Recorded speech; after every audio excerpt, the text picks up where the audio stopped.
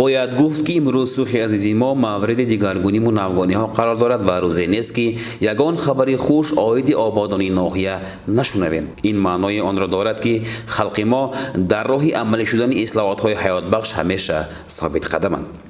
جمعیت شهروندان محله مولگان از آن حدودهایی است که کارهای آبادسازی در این حدود نظر رسند. در جای سابق نقطه طبی دهات امروز انشاءاتی بزرگ برپا می‌گردد که می‌تواند به حسن این حدود حسنی نو ضم کند. در برابر کارهای آبادسازی که در از اعتبار حکومت و خود سرور دولت عملی می‌گردند، صاحبکاران سوخت نیز عمل‌های بسیار لایق و شایسته را پیاده می‌گردانند که همه برای بهبودی خلق و منفعت‌های شهروندان نگرانیده شدند. در محله مولگان باز یک انشاءات نو زمانوی قامت افراخت و این نشانه آن است که به کشوری اینجا آسایش ده همین گونه بنا و انشاءات های ناتکرار می‌زیبند.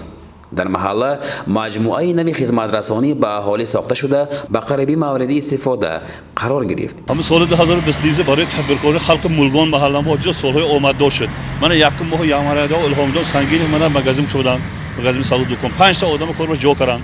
مسیحیان تدبیرکار در محله ما بسیار خدا خواهد بنا همه به حرکت پرزیدنت ما یوشوا برای قربت تامین کنی و سال 2022 برای آدمکوی هم سرکورش کوردوش بانشویش قرارهای ناز کردیت‌های نو بنا امتیاز کردیت همه تدبیرکار خواهانیم که مولگان دیگه محله های مثلا ها دکان حق شده کارخانه حق شده کار برای خلق به خدمت کرده وطن به خدمت کرده حیات فراوان کرده زندگیش با مسئله زندگی ناز گرونه.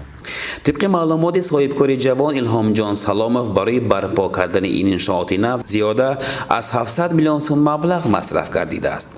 در آشیانه اولی بنا نقطه سودای محصولات های گوناگون جایگیر است. صاحبکار نیاز دارد که در آشیانه دوم بینای نو مرکزی آموزشی باز کند، زیرا امروز صاحب کسب و کار گوناگون گردانیدن جوانان موضوع مهم روز به حساب می رود. جهت مهم مسئله همین است که امروز در این مجموعه 6 نفر فعالیت دارند و این معنای آن را دارد که توسط تشبثی خیرونه که جوانان صاحبکار ما در ناحیه مشکلات پیدا کردن جای کارهای نو نیز به اندازه حل خود را می‌یابند. گفتن ممکن است که با گشایش این انشاءات آرزوی 22 ساله صاحبکار جامعه عمل پوشید و نیت داریم که این مجموعه صدها سال به منفعت اهالی خدمت خواهد کرد، زیرا منفعت اهالی در مد اولین قرار دارد و قانع گردانیدن احتیاجات خلق از مهمترین مسئله روز به حساب می رود.